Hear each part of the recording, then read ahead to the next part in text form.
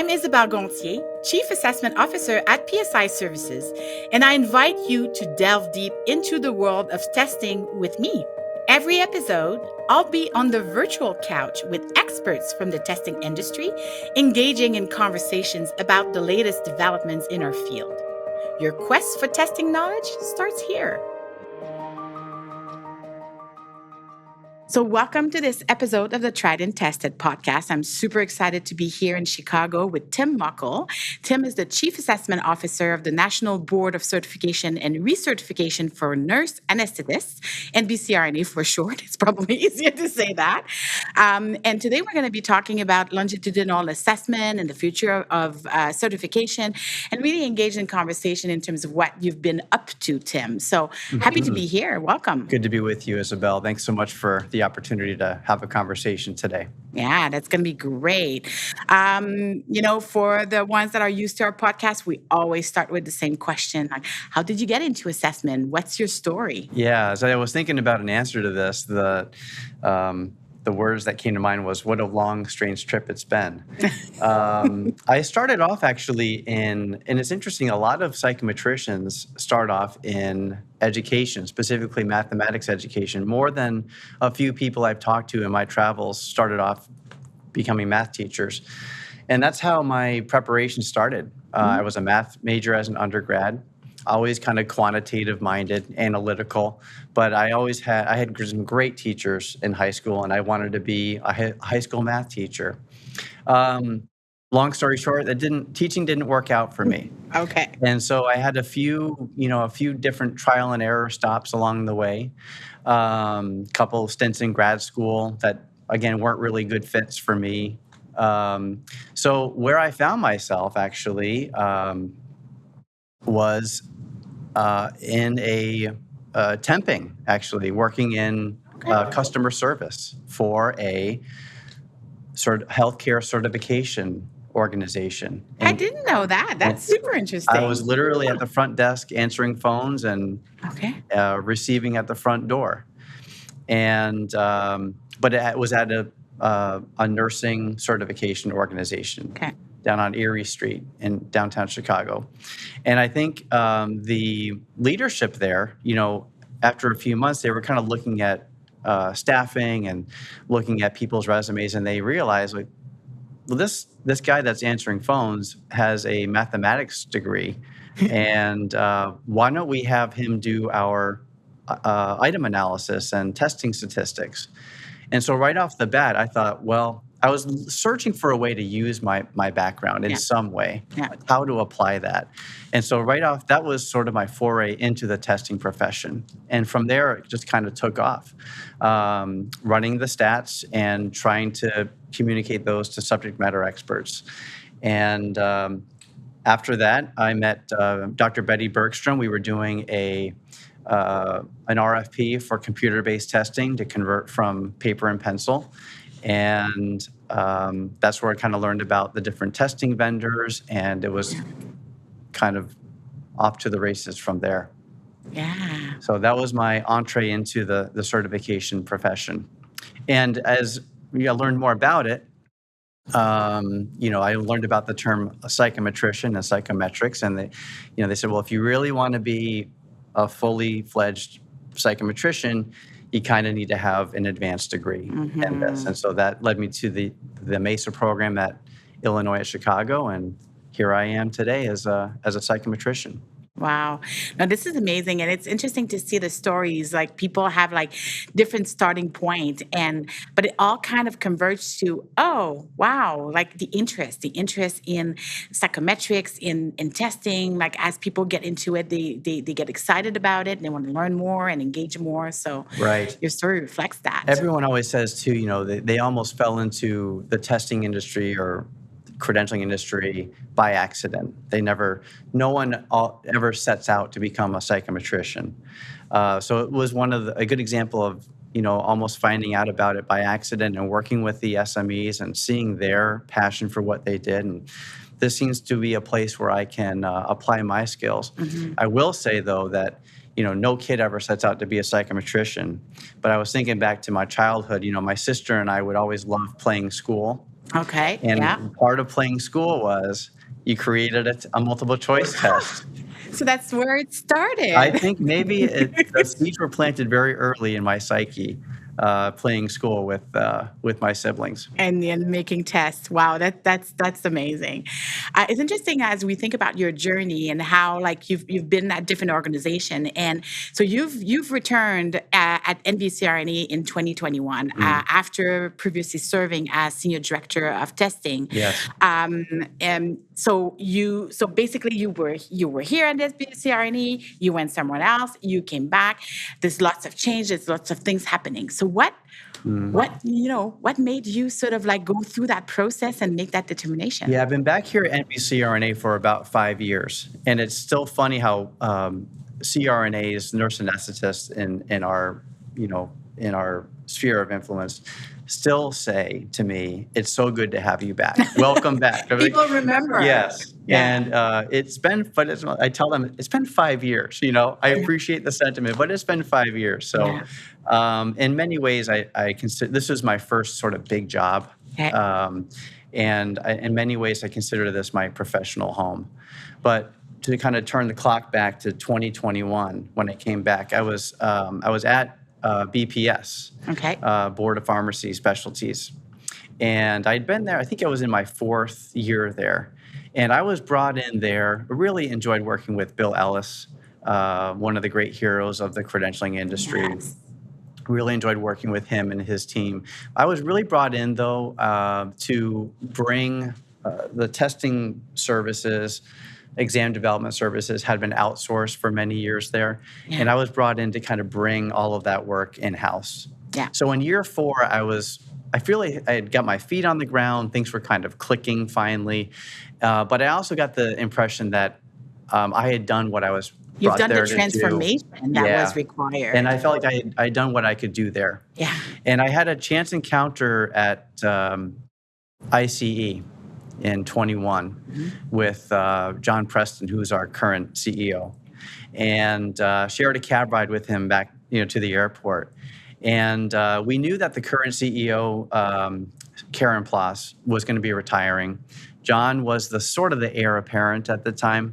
And he said, we're looking at longitudinal assessment, and that would be a great way. He was very good at making the pitch, that might be a really good way for you to make your mark as a psychometrician, and it really appealed to my sense of vanity.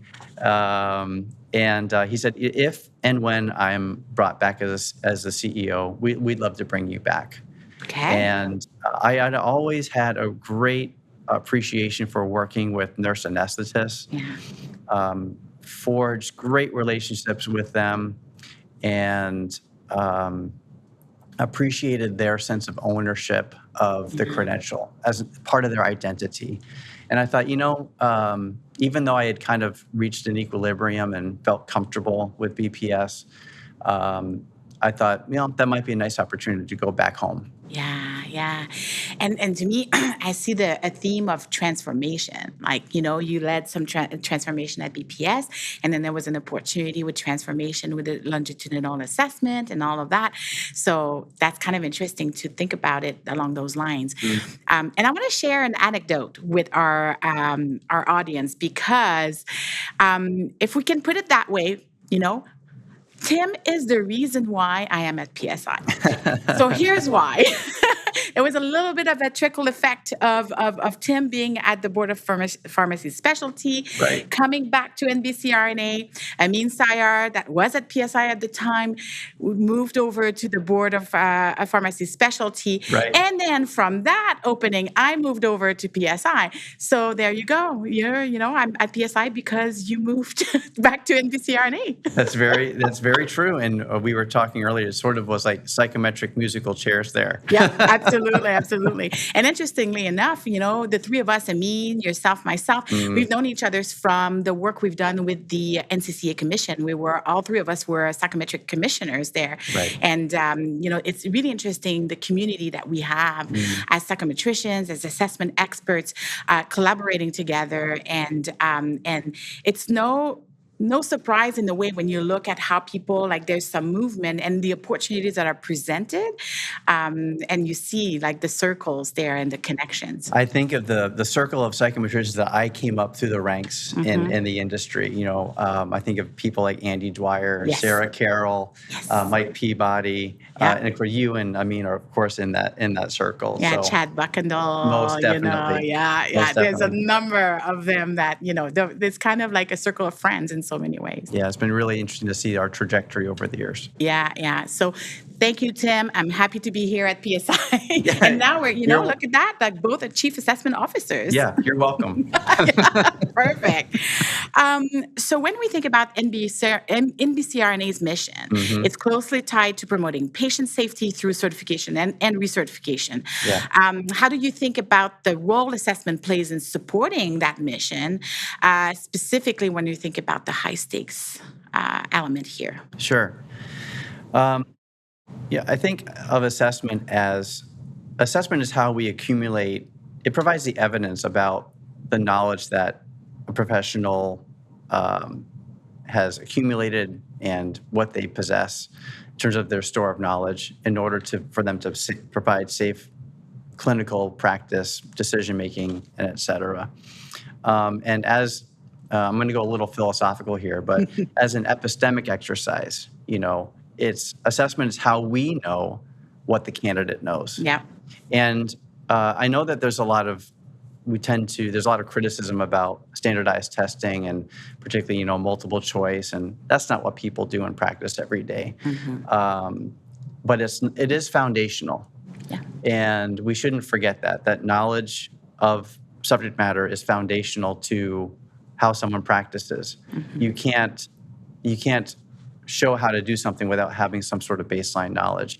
Yeah. So I think assessment provides that is that tool that we use to establish where on the continuum of knowledge someone stands. Yeah. But knowledge is not the complete picture. I rarely admit that, but it is foundational to how one practices safely. The other thing that's in our mission is, we are establishing requirements in order to provide for patient safety, but through programs that support lifelong learning.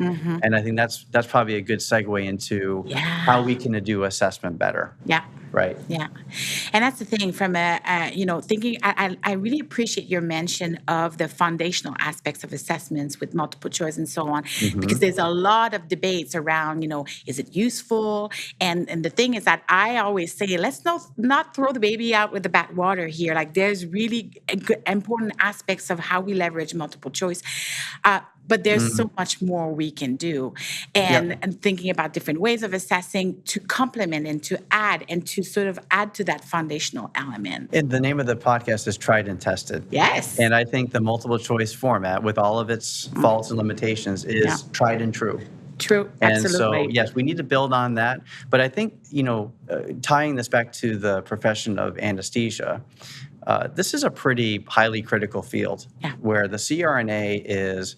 It was told to me one time that the CRNA's job is to hold the patient somewhere between consciousness and death.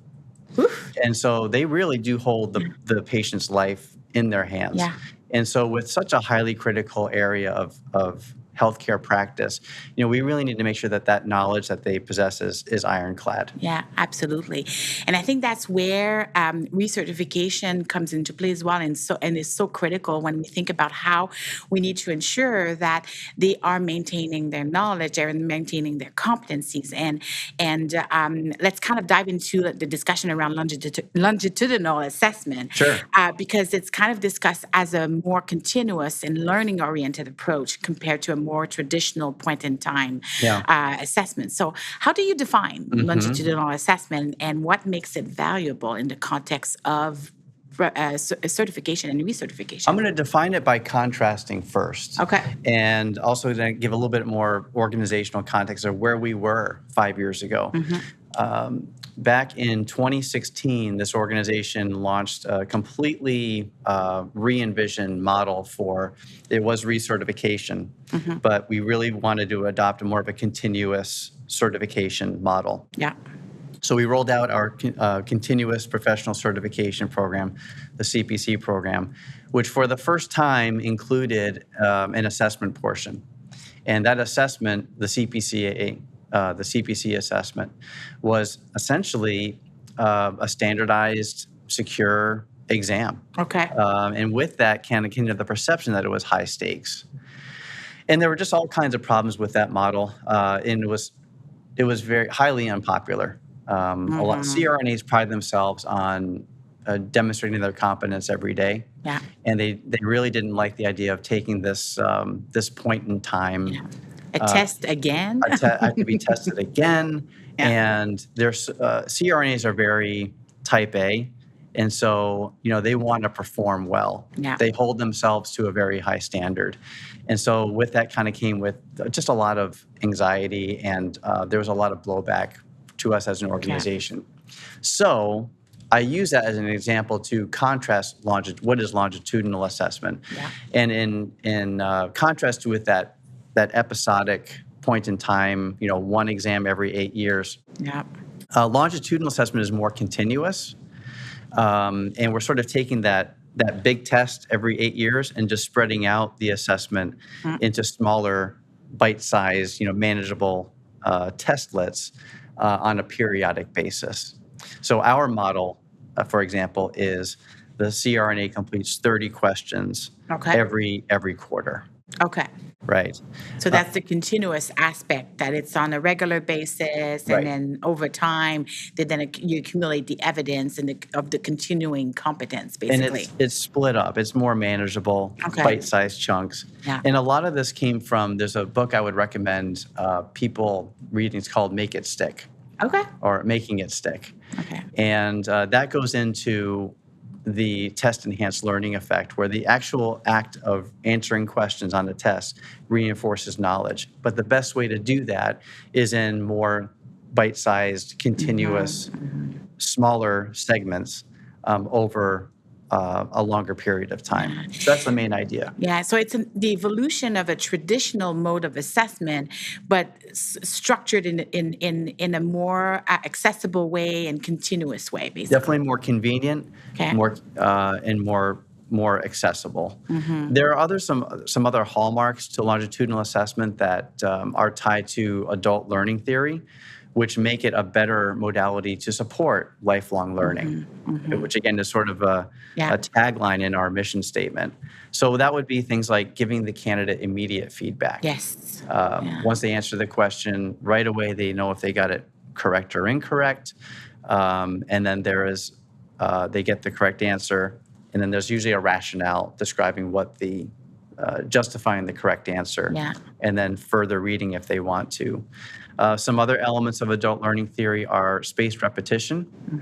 So if you get a question wrong today, you're going to see that question or a related question again on your next quarterly assessment. Okay. And that's an opportunity to demonstrate that you've learned. Yeah. So again, reinforcing that learning effect. So there's like an adaptive element to it as well. Absolutely. Okay. And then the last feature is topic interleaving. So maybe on that retake question that you get, it may not be the exact same question. It might be on the same concept, but with some of the details changed. Okay. So it's an opportunity to generalize that learning, not just the identical question, but a related question. Yeah, it's kind of generalizing it and consolidating the learning to kind of make sure that you've acquired and continued to demonstrate and understand the concepts. And you can apply it to different contexts. Yeah. That's the idea. Absolutely. So all of those are hallmarks of longitudinal assessment that are sort of live within our LA model. Yeah, and I really like the obviously the important connection and elements around the lifelong learning, because that's the thing, is that's people want to feel and understand how they continue to improve, how they can demonstrate their competence, but improvement is like something that's so anchored in people's desire to provide, more information on their performance and the value they bring. Right. That growth mindset lives within all of what we're talking about here. Yeah. And I mentioned that CRNAs, as a general rule, are very They're very type A. They're very performance task oriented, and they want to advance in their knowledge throughout their professional life. Yeah. So we just saw longitudinal assessment as a model that was better aligned with that intention, with that goal. And now a short break. Hello, tried and tested listeners and fellow testing enthusiasts. I'm Isabelle Gonthier, your guide through the fascinating world of credentialing. Each week, we dive deep with expert guests to explore the hottest topics in certification and licensure testing. If you're enjoying our journey through lifelong learning and innovation, take a moment to subscribe wherever you get your podcast. And if you know someone passionate about testing or curious about the latest testing trends, why not share this podcast with them? It might just be the inspiration they need. Thank you for tuning in and being part of our community. Remember, sharing knowledge is one of the best ways to grow our industry together. Keep listening. And I guess that then also made it like easier to promote, because when you think about changes like that, when you're making change to programs, it's not just the technical aspect. There's so many other components. It affects certificants, staff, how you communicate, how you provide the information, and potentially trust as well. People are like, this is a big any change needs to be fully implemented, communicated. So what have you learned about managing that kind of organizational and stakeholder change? When we were building this, we called it our minimum viable product as we were ramping up for this full implementation. We knew the architecture of it. We knew was defensible from a psychometric standpoint. It was going to meet that continuous learning objective, but also be, we have to make decisions too. Yeah. There's a summative aspect to it.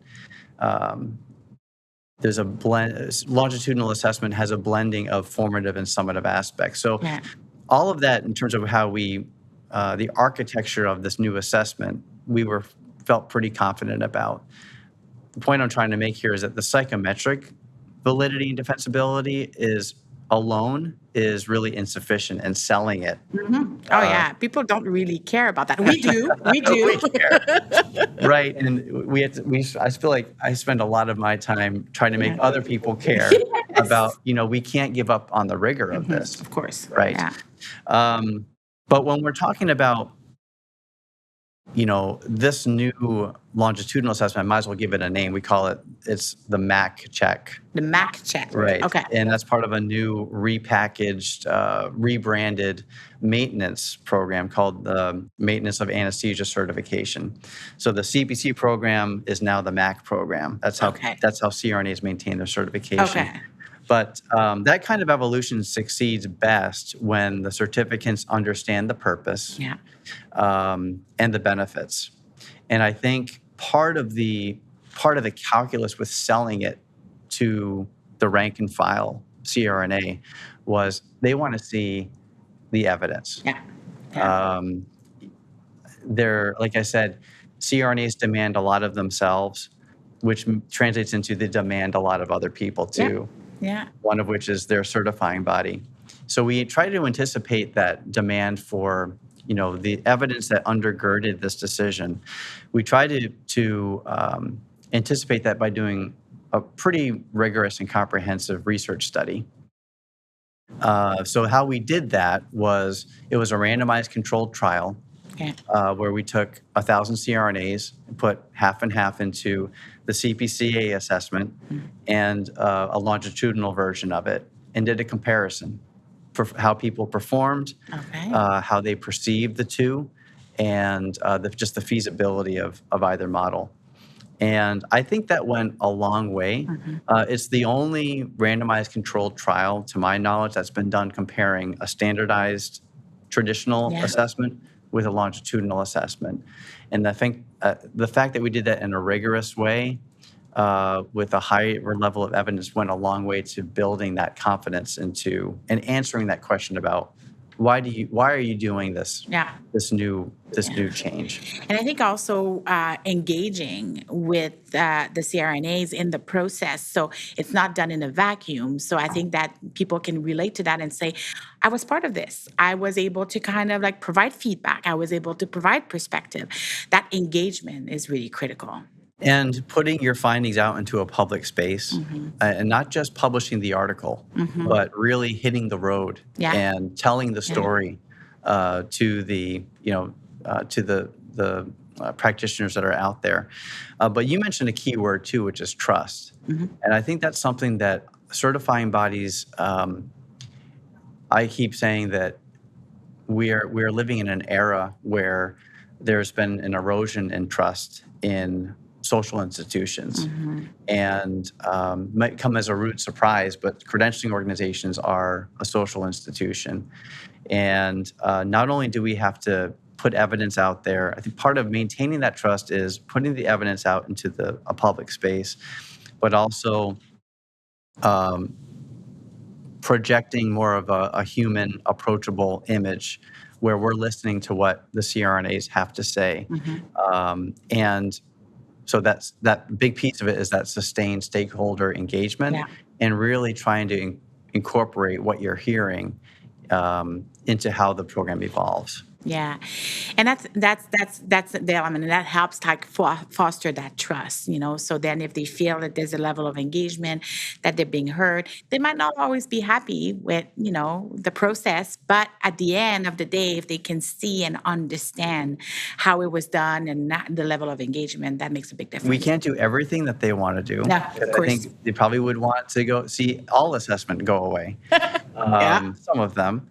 But I think if you can show that we're accumulating the feedback, we are assessing the feasibility, efficacy of what's been suggested, and over time introducing new elements that correspond to what you're hearing. Yeah. I think that's all important thing that we can do to be that approachable, humane organization. Yeah. That's continuing to build that trust. Yeah, absolutely. And really, when you look at as the program evolves, what are you seeing in terms of expectations of certificants? Like, what they come in with expectations in terms of what they would want to see, and of course, we cannot just meet all of their needs and everything. But how is that taken into consideration as you think about how they evolve, how they use that information for their own professional growth, and how are you using that to help continue to evolve the program? So one of the things that we are very intentional about doing is we have different channels for collecting that feedback. So we attend a lot of conferences where CRNAs are attending. So we're hearing that ground chatter, but we also are comparing that, aligning that with what we get through more like standardized, like post-MAC check surveys. And I think that's probably a primary channel that we're using to collect that kind of feedback. Now, how we have to go about summarizing it too, because there's a lot of commentary. People have a lot of things to say, and I think we're using topic modeling methods in order to kind of summarize what we're hearing, and then we can validate that further using that survey component. No, and that's great. And then you can kind of then circle back and showcase how you're integrating some of that feedback, how you're evolving.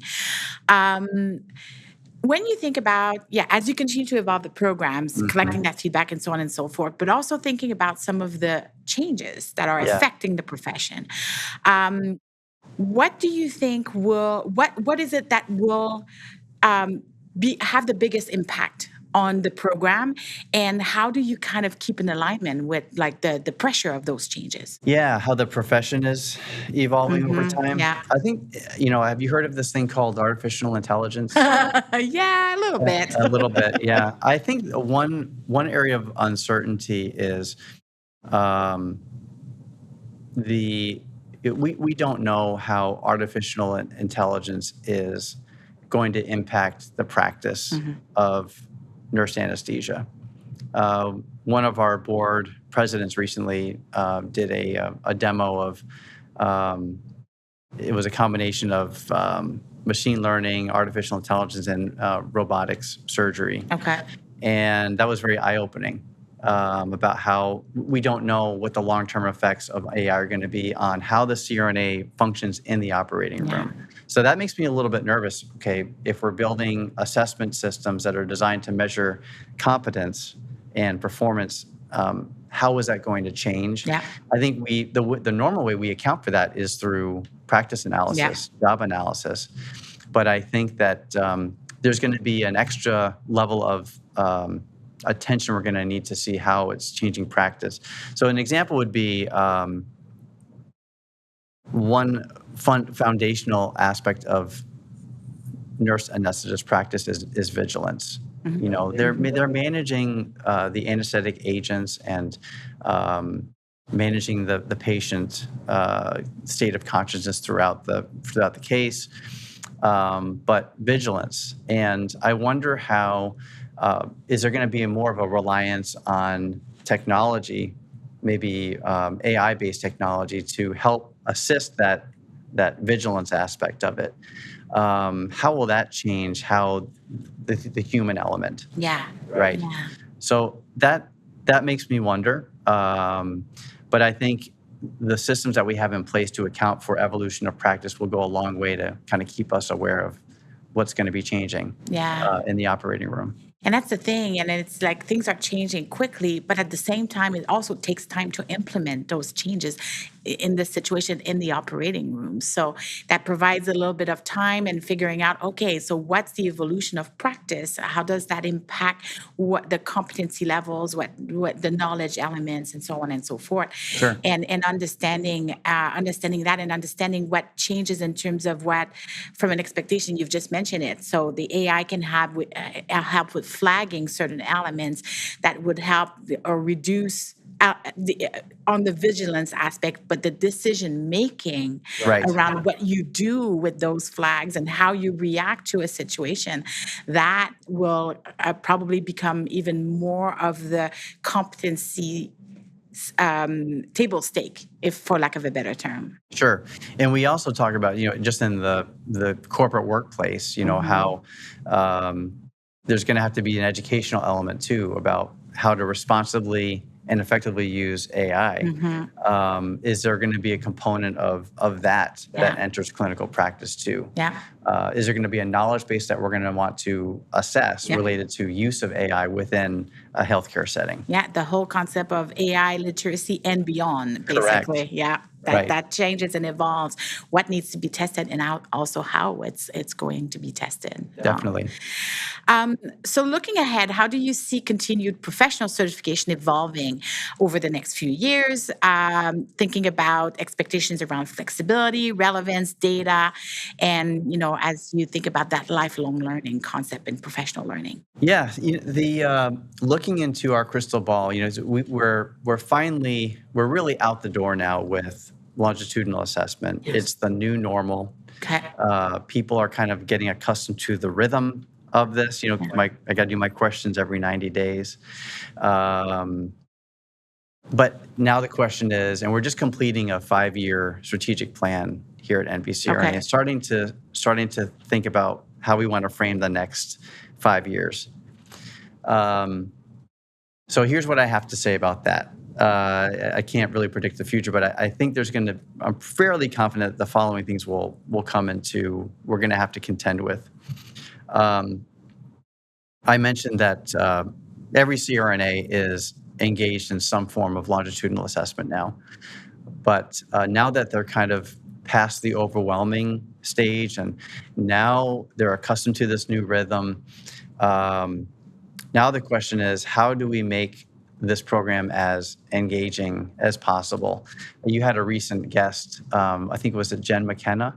Yes. Who talked about gamification and game theory. And she said, we don't want to we're never going to make assessment fun, but can we make it engaging? Yeah. And maybe are there elements of gamification we can incorporate to it's instead of the 90-day grind of having to do 30 questions, every 90 days for the rest of my life, are there ways we can kind of make it a little bit more engaging, appealing, a tool that people want to engage with? Absolutely. And it's not just about the fun aspect, but kind of making sure that the interaction with the assessment, which then helps and support the learning and the demonstration of competence. And so that's the other piece of it is we know that people are demonstrating learning in this tool, particularly on those retake questions. But are there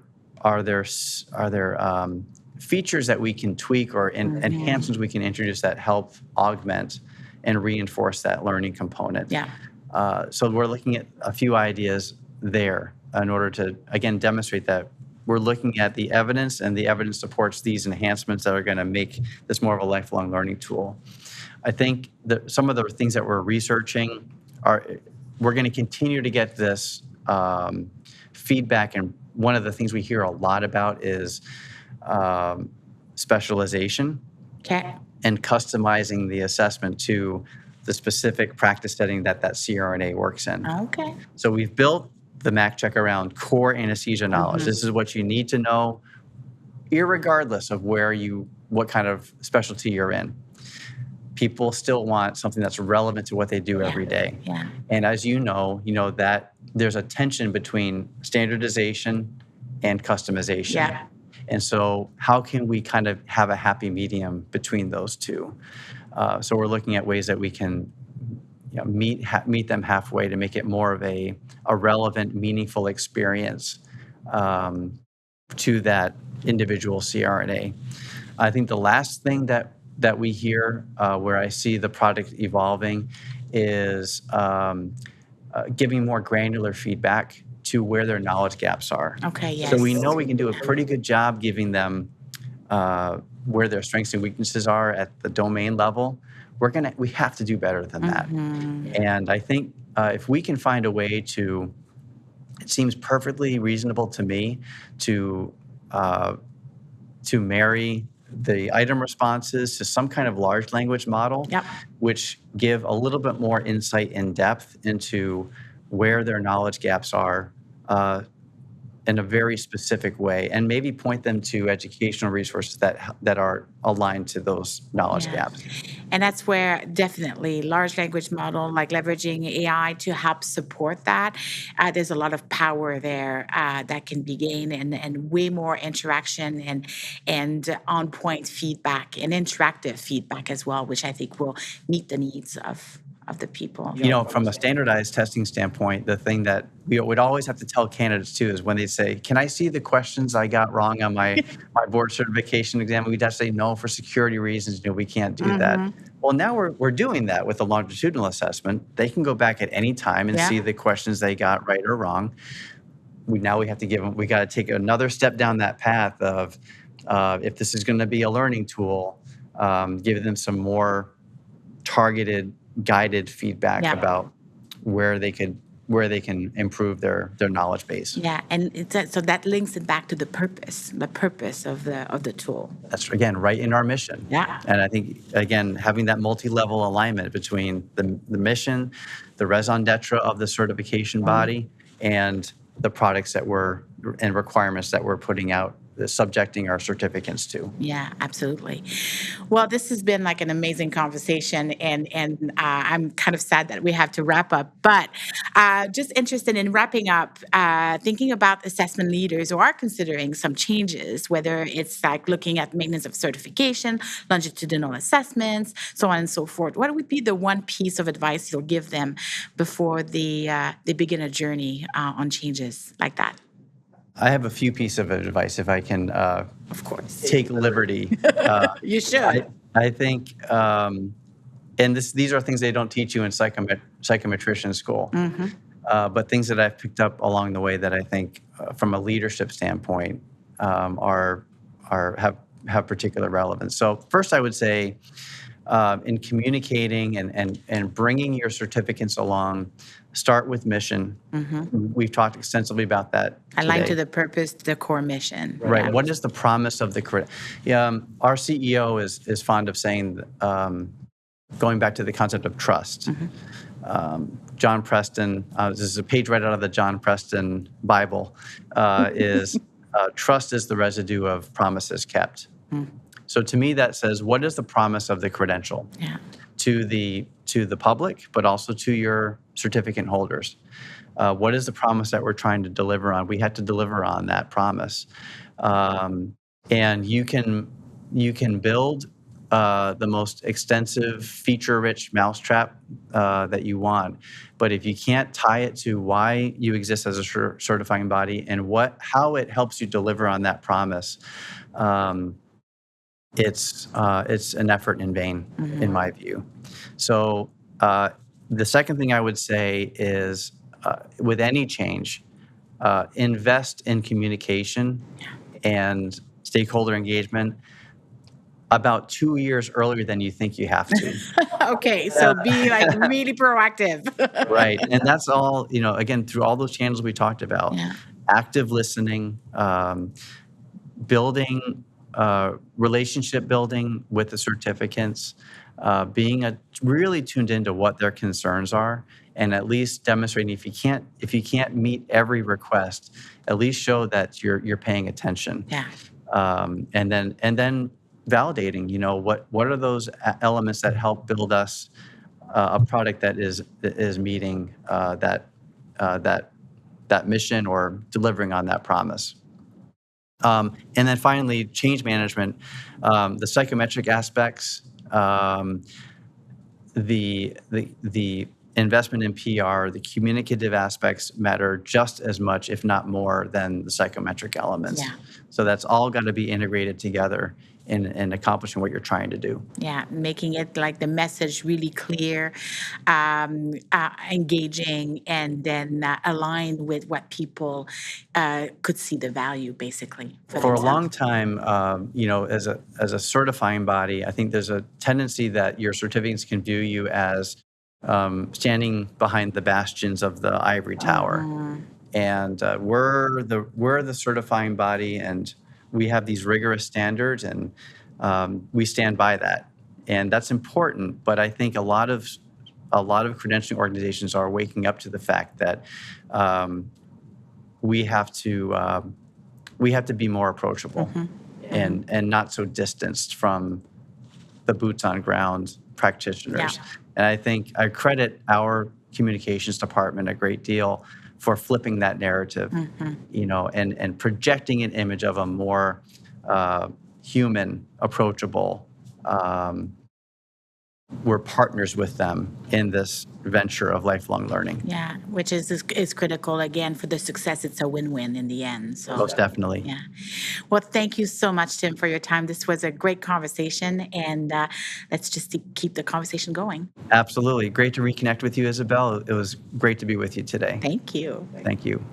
Thank you for listening to this episode of Tried and Tested, brought to you by PSI and ETS.